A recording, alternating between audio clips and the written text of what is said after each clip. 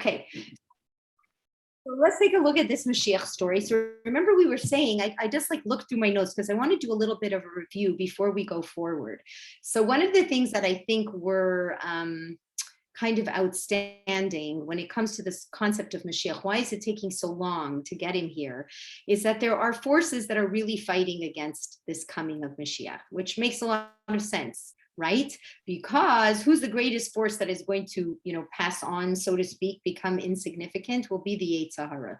So this Yetzer Hara is really working very hard, right, to keep us from being able to perform the way we should perform. All right. So this is our big challenge. So the greatest challenge within that Yetzer Hara, what we call the Sitra Achra, is what's been put into the atmosphere. Bad enough that we have to fight the non-Jewish world, but who else do we have to fight? Do you remember? The Erev Rav. Okay, so Erev means like mixed, and like mixed multitude. But another thing, if you look at it, Erev is like mixed, and a Rav is usually a rabbi. So it's people who are within the Jewish people that are actually leaders. They play a very dominant role. They're loud, they're obvious, they're there, they're influential, and they're not really necessarily influencing us in a very positive way. Okay, so there is this group within the Jewish people. So there's 5 categories, all right, of these types. So it's good for us to take a serious look at who are these groups that are really interfering in many ways with the progress, with the spiritual progress of the Jewish people. So the first group, it's interesting, they're called Amalekim. Just like, we talk about this group called Amalek, but these are Jews who act like Amalekim. Very interesting. Okay, so they act like that. So what is Amalek's greatest weapon? We say that Amalek is the same numerical value as a certain word. Does anybody know what Hebrew word the same numerical value it is? It's doubt, a suffix. Yes, okay, Sandy, very proud of you. Okay, that's a very important thing. So Yeah. what does doubt do to what does doubt do to people? Sir. I'm muting the person, I think so. Okay, what does doubt do to you? You don't know how to proceed. It stops you in your tracks. It stops you in your tracks. So really in Jewish understanding that we actually say happiness is clarity and depression is doubt. That's what we really define it as, okay? So within the Jewish people themselves are Jews that like to spread a lot of doubt. What kind of doubt? What are the what are the negative doubts that Jews within the Jewish people try to bring out? That there is no God, or where is God? Where is God? There is no God. What else? There's no Messiah. Yeah, there's no Mashiach. There's no everything we're learning. There's no afterlife. There's a lot of Jews who will tell you that's the biggest joke, the biggest garbage. What about their view on Israel?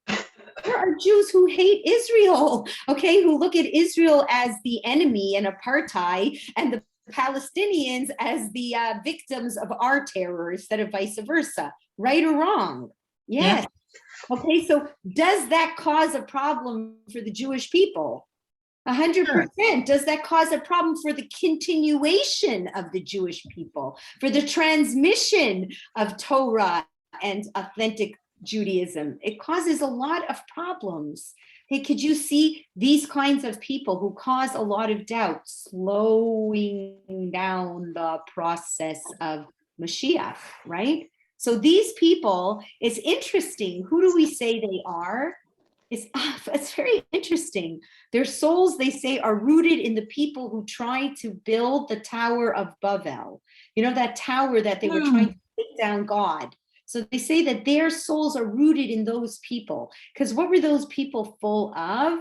A lot of conceit. Like, what did they want to do? Get rid of God and say that they were God. They wanted to rule over the world. They were full of arrogance. So these kind of Amalek, right?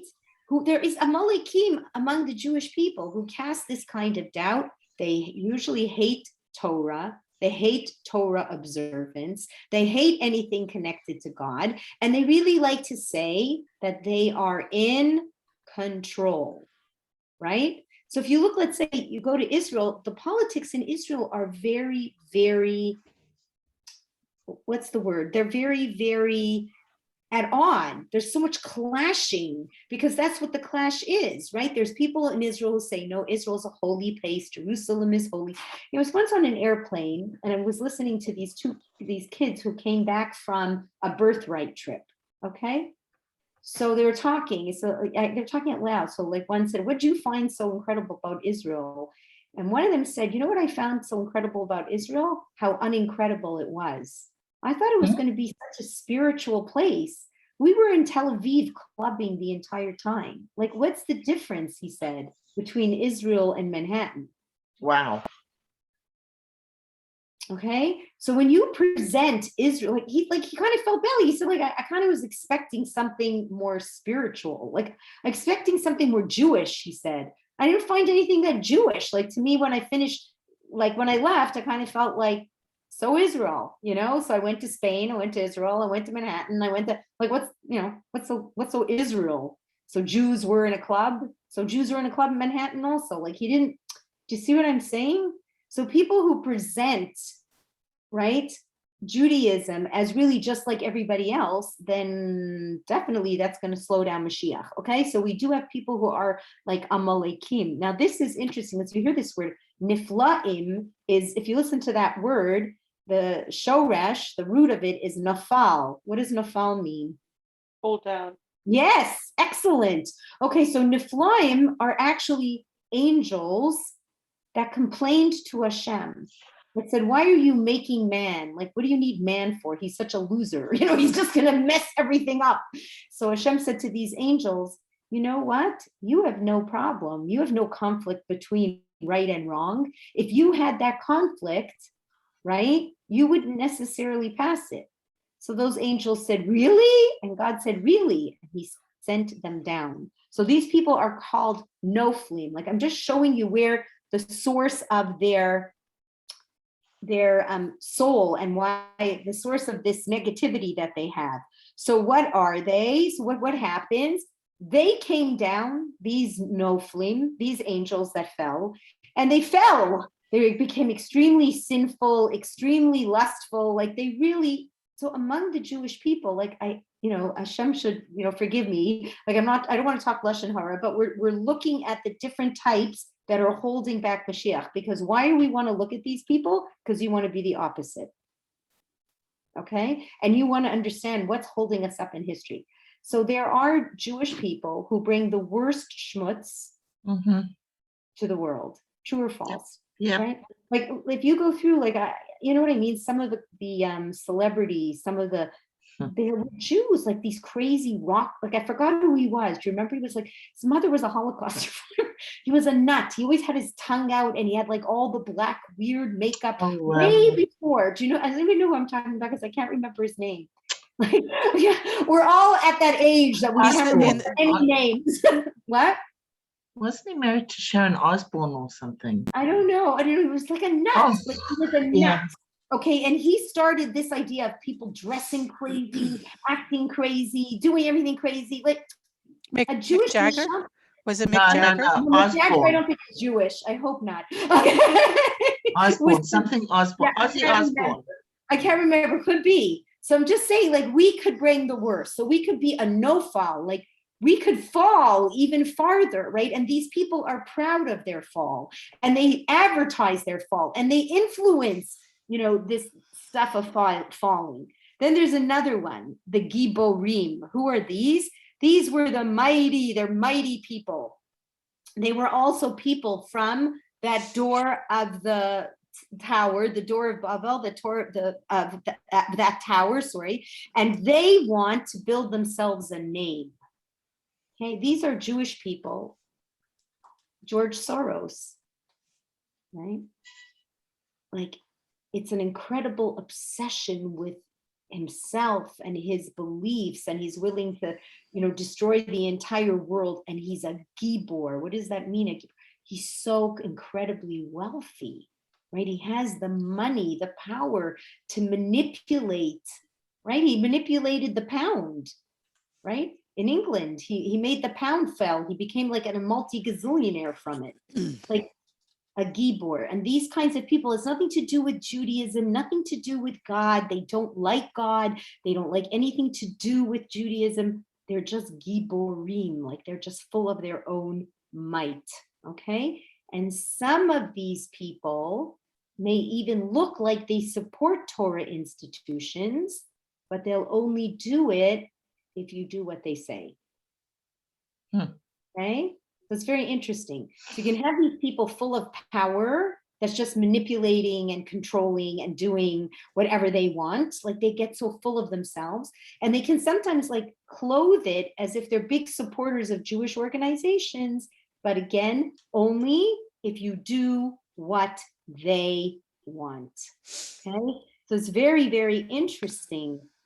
So it says about such a person, the Torah says about these people, better you should not have been born. Like, one who occupies himself in Torah for his own name, better he should have not been born. So anybody who's like, supporting a Torah institution, but really it's only for their own, ego, and they're going to manipulate the story and the narrative to fit exactly what they want. Like, in other words, their son has to get the best, teacher, whatever it is, whichever way they're going to manipulate it. The Torah tells you better that they shouldn't be born, because they're taking Torah and they're taking what's good and completely distorting it selfishly, right? It only gives the Jewish people a bad name. Right here, Barb, do you want to say something? Because you have to unmute, because I see your mouth is moving. Did you want to say something, Barb? You have to unmute. I can't see if you unmuted. You okay to unmute? No. Okay, so try again later, maybe. Okay, so then there's another group of people. They're called the Rifaim. And who are these people? These are people, it's interesting. They'll donate, they'll do good things, but not necessarily for Jewish causes. It's Jews themselves. It's an interesting idea. It's Jews themselves who will be generous, and they'll participate in doing kindness, but they won't do that kindness for Jewish institutions. They rather support the art gallery. Do you know what I mean? They don't want to, do you know what I mean? And that's an interesting thing. That's an interesting idea. Right? They won't even support Israel. Do you know that there are a lot of like Jews who can be very wealthy Jews in America who will not give a dime to Israel? Like, I remember in the Jewish Women's Renaissance Project, when we started taking people to Israel, there were a lot of women who said, I never really gave a dime to Israel. Like, this is the first time I've ever been here. It's the first time I'm ever exposed to it. So, now I feel like I should be giving to Israel. That's what I learned on this trip. Do you remember? I don't know, Sandy, if you remember like hearing that from women. Okay, so I don't remember, but there's a difference between not knowing and right, intentionally, and but not deliberately doing. not giving, 100%, 100%. So here, when we're talking about these Rifaim, it's people who, they don't have any sentiment to it. Like, they're just, why would I give to the Jewish people? I might as well just give to the art gallery, I'll give to the museum, I'll give to this hospital, but to the Jews in particular, right? So this is all stuff that's like wearing on the Jewish psyche. Because when you see things like this, what happens? You stop thinking about your role as the Jewish people in this world, and you start thinking like, what are we? We're just like everybody else, but everybody else knows we're not. Do you know what I mean? And they definitely remind you of that fact. Okay, so this certainly takes it down. Now, Anakim are very scary types too. What are Anakim? These are people that appear to look religious, but down deep, they really aren't. It's like they practice, they look good on the outside, but they really don't have a deep connection to Hashem. They don't really have a deep connection to their soul. They're doing it because everybody else is doing it, okay? And you have to be very careful with these people. So the Vilna Gaon how can you smell one of them out? How can you smell out somebody who looks on the outside so religious, but really deep down they aren't? So the Vilna Gaon says they will speak a lot of Lashon Hara. That's interesting. Like if you're with someone who supposedly is very orthodox, they shouldn't be talking a lot of Lashon Hara. If they're talking a lot of Lashon Hara, means they're not really connected, right? It's not really on a deep level. They want women. They like keep looking at women. Like they may look religious, but they're really, they're kind of like on the pretending side. They do a lot of stuff to get honor. It's not they do a lot of stuff quietly and they're modest about it. Like it's big, it's obvious, right? And they pursue money. Money is a big issue to them. They're always talking money, money, money, money, money, money, money. So it's very, very interesting. So you could see these are 5, what I would call like quite negative influences, right? Within the Jewish people themselves. So like imagine poor us, like we have to fight these 5 influences beyond having to fight a whole secular world, right? That's, ringing in your ears and telling you, look at this and buy this and get this and do this. So you can understand that the fight for Mashiach is hard. And you could see why it's taking a long time. Okay? But what you do have to appreciate is that any authentic mitzvah, and every time you try and every little thing that you do is like a big nuclear explosion of positivity. So that much we do have to know and we do have to appreciate, all right? So in the end, it says this Erev Rav will actually join the secular world to fight against the Jews. True or false? Very true. And in fact, that's the generation that you're in right now, where you see it extremely obvious. It's extremely obvious, right? The politics, like I said, in Israel, totally of this nature. It's totally of this nature, right? The secular versus the Haredi. And why do we have to, why do we have to shut the buses down on Shabbos? Why do we have to care about this? Why can't anybody who says they're Jewish be a Jew? Why do we need a real Beis Din? Why do you have to, all these things? These are huge issues in Israel, right? This is the generation that you're living in. This is what you see. You see Jews who are famous celebrities who are spewing the most ridiculous stuff. You see people who are anti-Israel, who actually are pro-Palestinian and anti-Israel, right? So this is where you're at. And you see these Jews trying to develop an organization almost, right? Opposing Torah and mitzvahs. And that's tough. So again, the question is going to keep coming back to, what are we going to do? What do we have to do? That's what's going to happen. So one rabbi was listening to, he said it's like a serious cancer that's inside of us. It's a serious cancer. So the question is, how do we work with this serious cancer? Because what's going on here is they're trying to put up a wall, right? A wall between you and Hashem and you and yourself and you and the rest of the Jewish people, all right? Okay, so now you have to understand that this is not what Sandy said, which I think is really important. We have to bring that out. People who are ignorant and really weren't exposed and really don't know enough, that is not the Erev Rav, okay? The Erev Rav, it's like the Erev Rav, like the gematria of Erev Rav, like we said, is the Sitra Achra, which means like the negative influence. It's the Yetzer Hara. This is a real deliberate decision. Okay, these are not like people who really don't know any better. We're very, brainwashed. This is all they ever heard. Do you know what I'm saying? Is anti-Israel stuff. Never been to Israel. Don't know anything about it. That's not the same as the person who is deliberately, like we said, Rav is making an intentional influence. Okay, perfect. So this is a beautiful example of somebody who is not an Erev Rav, but originally perceived themselves kind of as one. So I was listening to Rabbi Citron, and he said this, kid came to his class, like this new kid came, sometimes people go to classes and they invite a friend. Okay. So the friend is there and he was like a really nice kid. He was listening, he seemed really involved and he was really impressed with him. So he went over later to him and he said, hi, I just want to introduce myself. I saw you were in the class. I really, could appreciate, you were paying attention. It was so wonderful. So the kid goes, I got to be real with you, Rabbi. I came to this class for one reason, to make fun of you. I came to this class to really mock you. I thought this was going to be the biggest joke. And I was so excited when my friends told me, you got to hear this rabbi. So I went, yeah, I'm so excited to hear the rabbi. Okay. And when I got there, I thought I was going to be able to crack a joke every other second. But you were so interesting.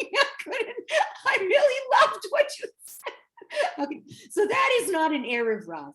You know what I'm saying? It's like somebody who thought, okay, I'm going to have a little party here. I'm going to make fun of all this. This was just a joke. This is not an Erev Rav who says, you know what? I am going to take those Orthodox Jews down. That's what I'm going to do. That's not the same. Do you see what I'm trying to bring out here? So this is something it's for something for us to appreciate, because I don't want you to have the wrong understanding and then look at these people and think negatively of them. This is very different than a deliberate, conscious, free will, educated choice. Okay, that's very different. Okay, so what do the rabbis tell us? There's a lot of us who are trying to not be that way. We are trying to be very authentic, good, kind-hearted people. Yes, no, yeah, we all are. So what does the Torah say? That we have to be very careful when it comes to doing our mitzvahs. What is a trap of doing the mitzvah over and over and over and over again? What's the trap? What's the downside when you have to do something 100 times? Become complacent. Yes. Boring. You become. You don't do it with your heart. You don't do it with your heart. You forget the kavanah. Like after a You while, get used to it. It you becomes get used like to it. Becomes like, you know what I mean? So like what was so exciting, like the first time, you're trying to really, read benching from the bencher, you're really like, whoa, I did it. You're like, woohoo. But like by the 100th time, you're like, oh. So the Torah's telling you, like, we got to, fortify ourselves, because when you look at this Erev Rav, they work very hard. Like, look how hard they work. Look how hard the reform movement worked to get a foot into the door of Israel. Like, really, it's been years and years and years and years and years, and they're finally getting in. Okay, and it's going to be very scary. Chas v'shalom, it could be an extremely negative influence on Israel. Extremely. If they take the kotel and start cutting it up into, men and women, and all these kinds of different sections, and that's not going to be a good thing. Okay, that's not a good thing, right? It's just when you have a relationship with someone, right? What's important to them is important to you. So Hashem says, if you want a relationship with me, I want you to daven to me. And in order to daven to me, it isn't good if men and women are standing next to each other, because like it or not, they get distracted. That's all. So I'm just saying, the best way to pay attention to me is shut your cell phone off. Shut the men away from you so that you are alone with God. That's what you came here for, then that's what you should do. It's not family time. It's not. Do you see what I'm saying? So if you authentically want to be close to Hashem, then you would want to be close to him according to what he wants, not according to what you want. Do you see what I mean? So we're gonna have to okay, so we say, yeah, okay, good. We don't want any men. We're gonna go and daven. We're amazing. So now we have to daven with Havana. So that's what we're saying. So if we want to try our best to bring Mashiach, just like they're trying so hard and all this innovation and all this stuff, and it's so important, we have to feel that way about what we're doing. Do you see what I mean? And not let it just go, okay, it's nice. Like try everyone here. Like think of different ways. Like for me now, if I sit down and I daven, guess what happens to me? I fall asleep. Yes, Leora, I literally fall asleep. It's like so embarrassing. Like I'm davening by myself and I'm going, oh yeah. Okay. So now what do I have to do to make myself daven? I'm being real. I'm just telling you like what I've been doing lately is I stand up. I stand up through the whole davening, because if I sit down, I find I just like That's it. There's no one else in the room. You know what I mean? I just get too relaxed. And you know what I'm trying to do also? I'm trying to say it out loud. Like what I'm saying, to say it pretty loud, like, Baruch Shamar, like I'm trying to say it louder. Why? Because when I say it louder, what does it do to me? Awake. It keeps me awake. It keeps me focused, right? So that's what we're trying to understand, right? Right?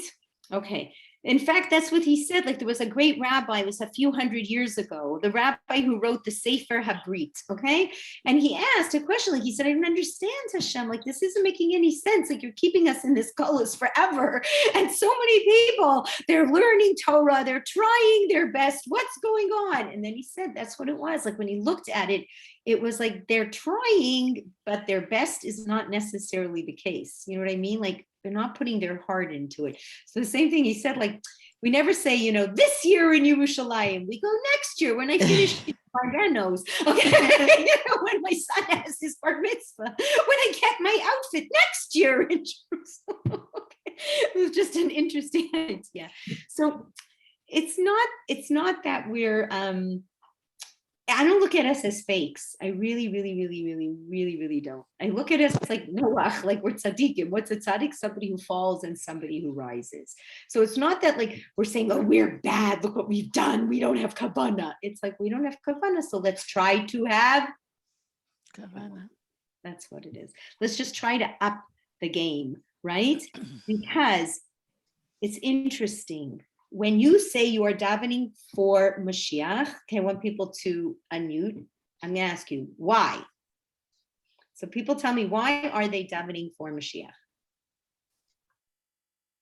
That we can have peace. Okay, so we can have peace. What else? For a There'll be better no world, more that there'll be Satan no era. evil in the world. There won't Sorry? be evil. What else? Clarity. Say that again. Clarity. So we have clarity. What else? Any other ideas? Okay, so all these are really beautiful, but the number one idea Be is for closer to Hashem. God. them, for God. Okay, that's the number one reason. Because you love Hashem, you know He loves His world. He wants His world to recognize that He is there. He wants His world to have a relationship with Him. So you actually feel sad for Hashem. And in many ways I do. Like I'm finding it like, I'm just finding like the world such an interesting place. There's like someone who's running, I think it's either for the Senate or the governor, I can't remember, of Arizona. Okay, so she's very articulate. She's a Republican, very articulate. Lake, right? Do you know who I'm talking about? So Sandy, is it for governor or senator? You don't remember, okay, so I can't remember either. So I couldn't believe she said this, like, this is online, okay? She said, they asked her, like, why are you doing this? Like, you're beautiful, you have money, you're a newscaster, you've got a phenomenal job. And she said, I was in my room by myself. And she said, I was thinking to myself, the world's falling apart. I could make a difference if I want to, but should I give my job up? Give up all the luxury, everything I have for this? Like, I'm definitely not going to make the same amount of money. I'm going to be attacked 24/7, like anyone in politics that goes on with your life. So I don't know what to do. So she said, I opened the Bible and I asked God to help me. And this is someone in this 2022 who's talking like this. Are you kidding me? She goes, she opens the Bible and she reads this, sentence in the Bible that says something like, better to do the right thing than to have lots of money. Okay, some line like that. She goes like, God's, it was like as if God was tapping me on the back. That is how me and you would talk. Is that true or not? That's exactly how we would talk. Oh, why'd you take this job? You wouldn't believe it. I was here and I was in a room and I opened up the Torah and I opened up this and I felt like Hashem was telling. That's how we would speak. Do you know what I mean? So it's like a crazy world that we're in, but that's what we have. Like, I don't have to learn that from a non-Jew. I need to learn that from within me. Like, it shouldn't be that I'm so impressed because, what's her name? Carrie Lake said that. and she wasn't embarrassed to say it in public in a world that says, are you a nutball? If you believe in God, you're a racist in today's world, right? So it's interesting. So if we want to bring Mashiach, the greatest way you could bring him is if you'd say, Shem, I really want Mashiach for you. It's important to me that you should be, by Yom Hahu Yeh Hashem Echad U'Shmo Echad. It's very different than, I want Mashiach because it'll be good for this and good for that and good for this and good for that, which it will be too. And there's nothing wrong to say, and for you and your world needs peace. And for you, we all need clarity. And for you, we all need, that makes sense. But most of all, it's for you. So suddenly Mashiach is important for you. So my granddaughter, I made a boo-boo, okay? I'm telling all boobies, don't ever do this, okay? If you have a standard gift that you give your Einiklach, don't even make one little variation to one kid, because the minute you do, you open a Pandora's box. So I always just give them $20 and a candies. Okay, that's my standard. It's like a lot of Einiklach, I can't keep up. So it's $20 and candy, and that's it. So I made a mistake. I went $20 and candy and a squishmallow. You know what those are? These like cutie. They're little animals. You squish them. They're so cuddly. They're amazing. Okay. So I gave him a squishmallow. So now what do you think I heard the next day? Puppy, it's my birthday. You know how you gave $20 a candy and a squishmallow? I'm like, no, why did I do that?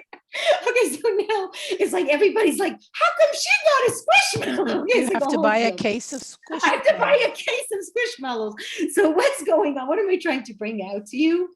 I never cared about a squishmallow. I never even thought about it. I just had it in my house. I didn't even think about it when I gave it to her. But now suddenly, because I know about my grandchildren want squishmallows, suddenly squishmallows are very important to me.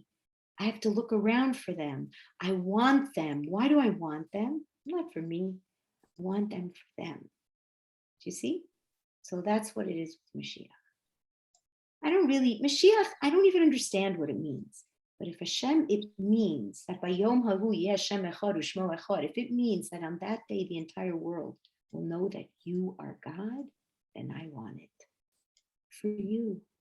This is the squishmallow I want to give you. Do you see what I'm saying? So it's just like such a beautiful idea. So it's a hard story that I want to tell you now. There's some beautiful stories. They're not necessarily so easy. So Rav Elchanan Wasserman, does anybody know who he is? Rav Elchanan Wasserman? Anybody know? His Rav Elchanan Wasserman was the prime student of the Chofetz Chaim. He had a yeshiva in Lithuania. So Lithuania was, in Lita. He had a yeshiva in Lita. And he went to America to collect funds for the yeshiva. While he was in America, the war broke out. Hitler declared war on Poland and everything went crazy. Like the Jews were already Kristallnacht and all these terrible things were happening and the Jews were going to be deported. Like it was the end of this, beginning of the end. All right. So all the Jews in America, they begged him, do not go back. If you go back, you will be killed.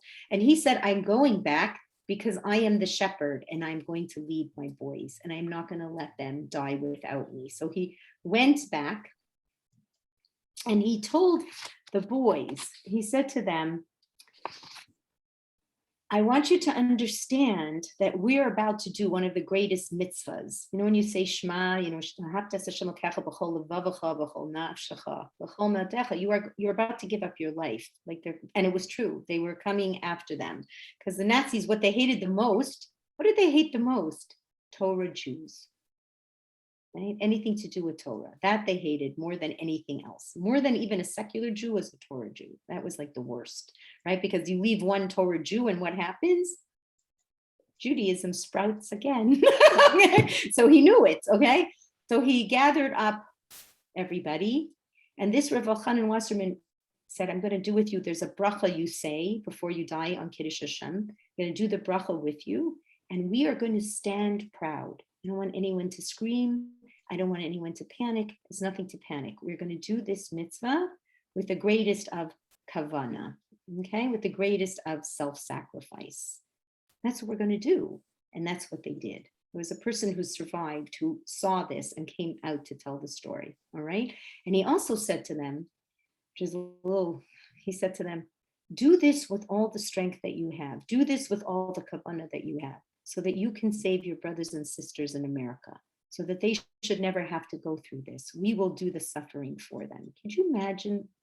Like, these people are malachim. Okay, so this is called mesiras nefesh. You know, when we talk about self-sacrifice, okay?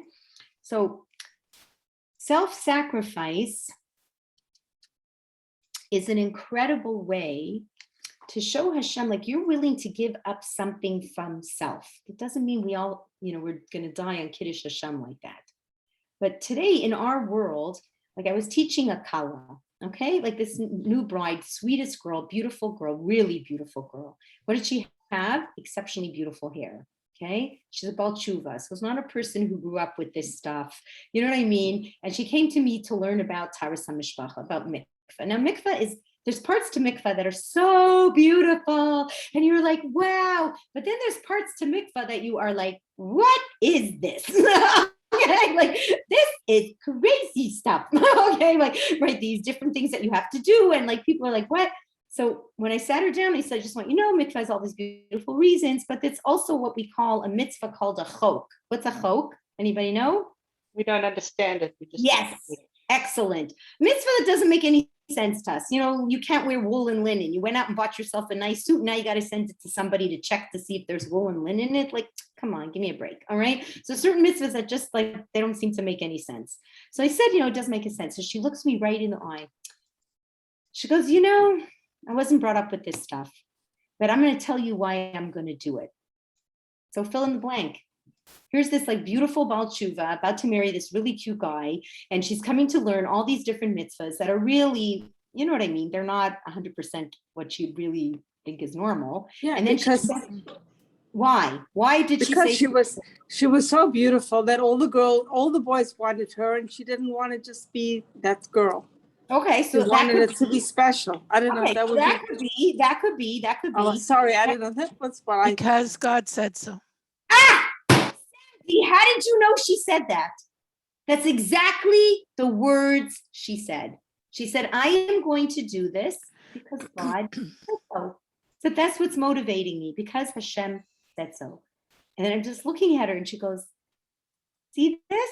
And I said, yeah, you have beautiful, beautiful hair. She goes, the idea, no offense, Barb, the idea of putting on a sheitel, she said. Like, oh, I can't, like, it's just making me nauseous. And I said, no, you're amazing. And she goes, and I know, it makes me nauseous, but I'm going to do it because Hashem said so. For someone to talk like that in this generation, come on, guys, who's stunning. We're not talking a nebusha, you know what I mean? Okay, I'm talking like, halavai, we were all, you know, size 2 with the hair and the whole deal and perfect skin. Okay, you know, in a nice way. I'm talking in a very nice way, right? To be able to say that I was floored. I got to be honest. I was totally floored. That's what brings Mashiach. Okay. So, like, when we think, oh, we're never going to get out of here. How are we going to get out of here? That's how we're going to get out of here. We have people like that in this generation. That's amazing. And how does somebody come to be in that generation? Because of all of us. All of us are fighting every day. All of us are putting positive energy into this world. And when she puts that positive energy into the world, guess what? It influences us. Everyone is connected. But that is what you call Mesiras Nefesh. That's what Mesiras Nefesh. Right? And it really is. Okay, so I was like so taken by that. Okay, so that's a beautiful idea. Okay, so here's what the Rizal says. Okay, so the Rizal is so smart. So it comes now, and Rizal says, you're going to have Mesiras Nefesh like this girl, but you have to be like this girl. You have to say to Hashem, you know what? Wearing a sheitel is really hard for me. Keeping Shabbos, not so easy. Being careful about kashrus, it's hard. Hashem, it's not easy for me, but I'm going to do it for you. Do you see it? It's not you go, oh, everything's great, everything's fine. No, I'm going to be really real about my feelings. I'm really going to tell you, Hashem, that this is hard. But how hard it is, my love for you and for doing what's right and for making the world a better place is that much greater. That's Mesiras Nefesh. Every time you even, at work, somebody gives you a little, you know what I mean? People say crazy things. People do nutty things that can be very hurtful to you. No, anybody ever get hurt? Okay, so anytime that you get hurt and you don't give it back the way you really want to, you say, Hashem, I really want to let that person have it. But my love for you and doing the right thing. Okay. So these are amazing realities. Okay, this is your Mesiras Nefesh. Okay, and that's why it says, oh boy, Rav Nachman says at the end of days. Okay, Rav Nachman was the prime student of. No, it is Rav Nachman of Breslov. Sorry, Breslov, yeah. Eitan, what's his other son? Natan. Okay, so Rav Nachman of Breslov says at the end of days there will be a terrible flood of immorality. He said, whatever you will do, because there will be such a terrible flood of immorality, your currency of mitzvahs will become that much more precious. Why? Because in a corrupt world, they're going to be much farther, they'll be more rare, right? And far in between. Do you know what I'm saying? So you have to appreciate it. Like the majority of the world is corrupt. And unfortunately, we have those 5 influences of the Erev Rav. So now what we're going to do is going to be that much better. So what we have to do, I really think honestly, is we have to look at the world, see the corruption, and then what do we have to do when you see a certain kind of corruption? You do the opposite. Excellent, Barb. Okay, so corruption. Okay, it's like a game show. Name some of the corruption. Like, what do you see that's so horrible out there that you now, like, what would you say you'd have to combat what's horrible? So name, I'm being honest, I'm not joking. Like, name what you see out there that is really hard for you to stomach. The abortion and infanticide. Okay, abortion, infanticide. So what would you do to, it is, I can't believe you picked that because it's so true. It's the number one that's in the news right now. Oh, right. Have more children. You said it. Okay, so have more children, be proud, support people who are having kids, tell them like, oh, I'm so proud of you, you're amazing, somebody has a baby, make a meal. Okay, like you're going to do, no, I know it sounds funny, but I and then the same thing, like if you stop and you think about it, the power of words today, how people are using their words to completely destroy other people, literally to destroy other people, right? In every way, shape, and form. So what should we do? Be quiet. Yeah, be quiet, number one, like not to gossip. And what can you do? No lashon hara. Teach people how to be. Teach people how to be. And instead of saying lashon hara, what can you say? Lashon. One good talk, a good word. Words. One good thing about the person. Yes. Like I'm finding, guys, I need your help. I'm being honest. Like I'm finding, like I try to go around smiling. Like I just like, I made that one of my things that I'm trying to do. Like to anybody, I'm talking about to everybody in the world out there. So let's say you go for a walk in the park. Like I'm finding, I walk in the park and this person go, like I go, and then they go, and then I said to my husband, what am I supposed to say? Like, like, should I say good day, good afternoon, good, like, do you know what I mean? Like once you've smiled to a person, don't you feel like they're supposed to be, do you know what I'm saying? Yeah. Like, I had the craziest morning. I had to go buy a chair for work, whatever.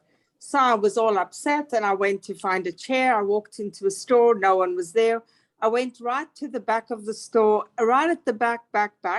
I found my chair and then I found the person.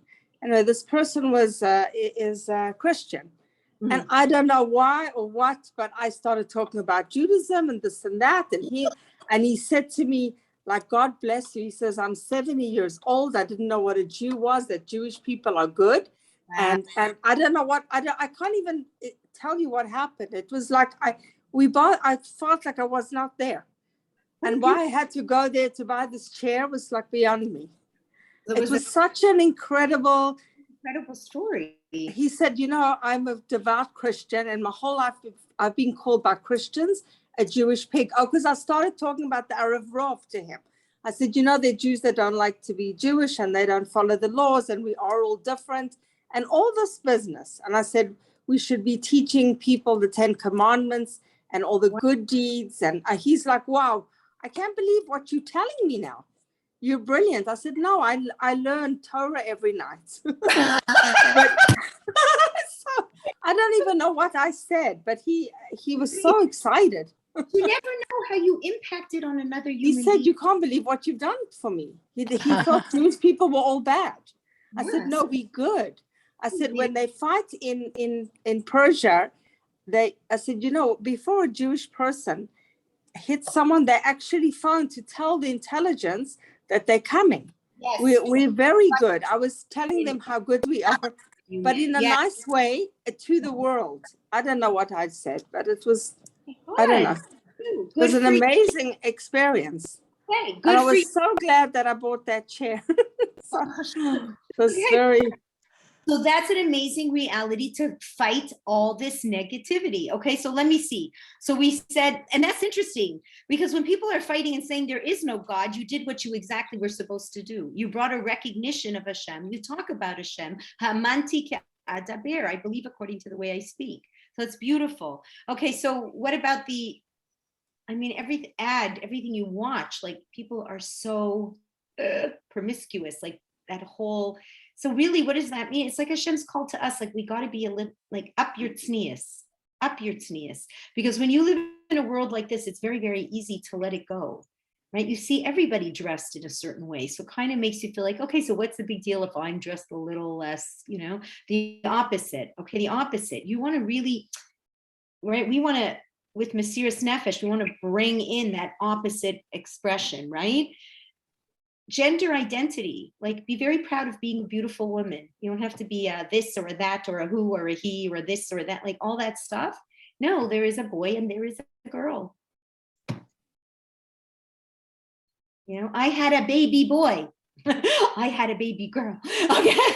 Like, don't feel bad about saying it. You know what I mean? Like, don't feel bad about it. Don't feel bad about saying, boys are so funny. They roll on the floor and bang each other's heads. Okay. Like, that's what boys do. That's boys. They're rough. Somebody was asking me, they had a bunch of girls. Now they had a boy and he's like always fighting and running around. And I said, guess what? There really is gender differences. Okay. You're not a, racist and you're not a whatever because you don't believe so. Really, it's been around. You know what I mean?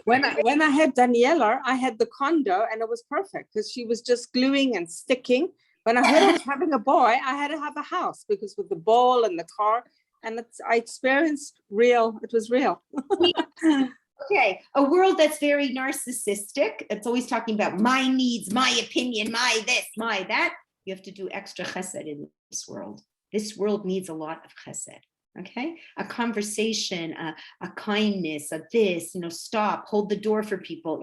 All those little things are going to help bring Mashiach. They're going to help bring Mashiach. This is your Mesiras Nefesh. Okay, you want to be sincerely attached to Hashem, right? For Hashem's sake, for the world's sake, and for your spiritual sake. Like, I'm going to be attached to you, Hashem. I'm on the right side. I'm not worried about being on any other side. This is the right side, okay? Good. So instead of sinat chinam, right? This world is full of baseless hatred. Full, right? They make everybody be someone who hates someone else and label everybody and cancel everybody and cross everybody off and make terrible assumptions on every single person. So now you're going to have to work in reverse. Okay, so what we're trying to do is anti-corruption. Right? So can we always sit and write letters to our congressman? No, but we could do what Hashem wants, and that's even better than writing letters to the congressman. All right. Okay, now. Okay, and a very important thing. When this rabbi talked about people not having true kavanah, what is true kavanah when you're learning Torah? What is your true what's kavanah mean again? Like your true intention. What should your intention You have to walk the walk. Ah, amazing. Lior is 100% right. When a person is learning Torah, they're not learning Torah to go, wow, that's so interesting. Wow, that's Jewish history. That's great. You know, Judaism says such nice stuff. You know, reminds me of a couple Buddhist comments that I've heard and quotes. Like, really, it's so nice. I like Torah. It like makes me have to think a little. Otherwise, my mind, I'm just not going to remember anything. No, it's what Lior said. Your intention to learn Torah is to transform who you are, right?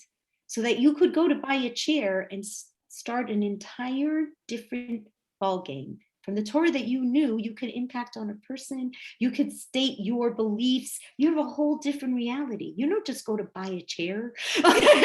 Like what you're doing, you are thinking, you know what I'm saying? It's such a different reality. So that's part of what it is. What's the Torah say? Pirkei Avos says, whoever learns Torah, right?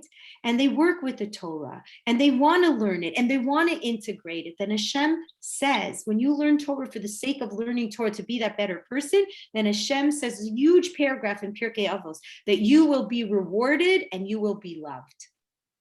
It's a nice thing to know. It's not just like, it's not going unnoticed. Okay. Okay. Beautiful.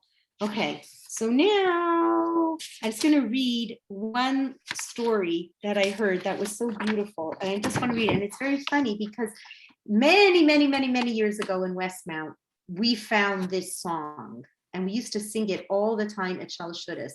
So I just want to tell you the story behind the song because I just want you to understand. It's just a beautiful way of looking at this whole concept of Mashiach. So the Rebbe of Modzitz was Rabbi Shaul Yedidya Eliezer. And he had Hasidim throughout the major towns and cities of Poland. One of his Hasidim, he was a very simple guy. He made his money by, selling clothing. His name was Reb Azriel David Fastag. And Rabbi Azriel David Fastag, what did he have? The most beautiful voice. And he could compose really beautiful music. Okay. Now what happens?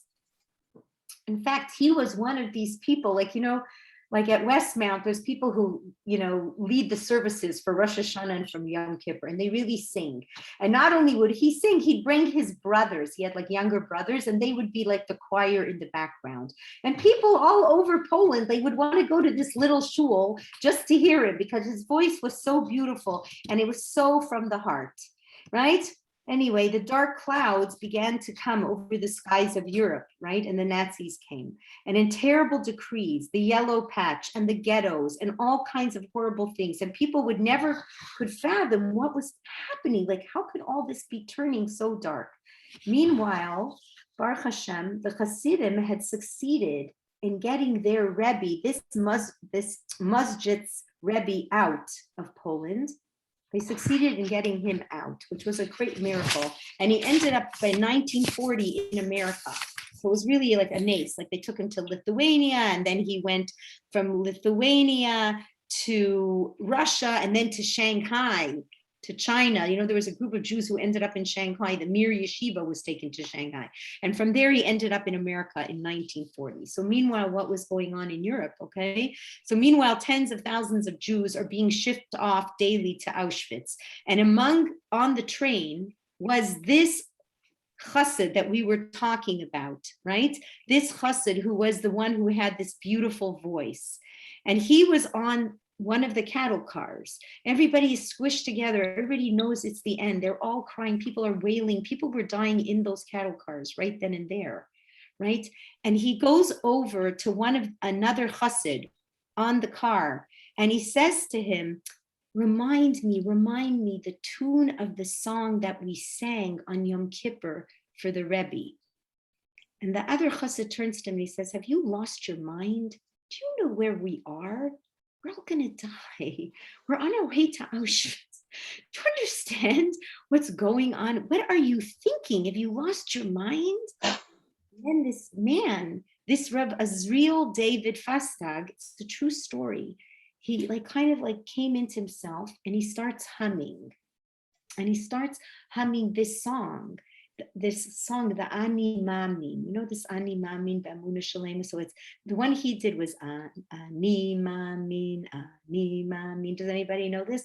Bamuna Shalema Bevias Hamashiach, Bevias Hamashiach, Ani Mamin. It's a very deep, it's a very beautiful song. He started singing it. And you know what? That everyone around him became silent. And then they started singing it. And then the cattle car that was next to them heard it. And then they started singing it. And before you knew it, all these people in this cattle cars were singing Ani Mamin Ba'amuna Shalema B'Vias HaMashiach. I believe with full faith in the coming of Mashiach. The Afal Pisha Yismameh, even if he tarries, even if it takes a long time, I'm going to wait. Could you believe it? And then he's singing and singing. All these cars of people are singing, right? And tears are pouring down his face, like he's crying. Everybody's singing and it's getting louder and it's getting louder and they're all listening to him. And then suddenly he opens up his eyes and he cries out loud and he yells, I will give half of my portion in Olam Haba, in the world to come, to whoever will take this song to the Mujitzer Rebbe. And there's two young boys who come running towards him, like, whatever, not running, probably pushing and shoving till they get to him. And they said, we will do it. And they put one boy on top of the other boy, and he hoisted himself up. He opened up the top of the cattle car, right? He pushed his way through. The other boy pushed his way through. They jumped off. Nebuch one passed away, immediately didn't make it. And the other one survived the war. And he got to Tel Aviv and he showed, like he sang the song with the words, with everything. He remembered it. And he sang it all to the Mujitzer Rebbe's son, who was in Eretz Yisrael at that time. The son immediately sent it off to the father, right? In Auschwitz, not in Auschwitz, sorry, to his father in New York, okay? Was unbelievable. When this boy, he poked his head, the people screamed out, what do you see? What do you see? To this man, right? Who ended up saving the song. When he was a young boy, he said, I see the blue heavens above us. I see the stars are twinkling and the moon with a fatherly face is looking at me. And what do you hear? What do you hear? The man said, I hear the angels on high singing Ani Mamin, and it's ascending to the Kisei HaKavod. It's going all the way up to Hashem's Kisei. That's what he said. He told these people. That's what he said. Okay, so now he's saved. He sends it to this Mujitzer Rebbe. It was told that on the first Yom Kippur that the Mujitzer Rebbe sang the Ani Mamin, there were thousands of Jews in shul. The entire congregation burst into tears, which fell like water into the pool of tears and blood of the Jewish people. The tune soon spread throughout the world. It's true. It's one of the most famous Ani Mamin songs. And the Rebbe said, with this niggin, the Jewish people went to the gas chambers. And with this niggin, the Jewish people will greet Mashiach. Isn't that beautiful? It's such a beautiful story. So Ani Mamin, so the world can be crazy from here till tomorrow, but Hashem is hearing each and every one of us, and he knows that we want this, not just for us, but for him. We want this for the sake of the entire world. This isn't a joke to us. It really isn't. And we're trying our best, and we're trying to work towards it. And we say with a full heart, Ani Mamin Ba'amuna Shalema B'Vias HaMashiach. V'Afal Pisha Yismameh Ani Mamin. I'll wait for him. I'm not worried. He's coming. And I really feel like he is. It's Hashem. Okay, so that was today's class. And now, thank you prayer. We need a big thank you prayer today in merit of our beautiful Jody.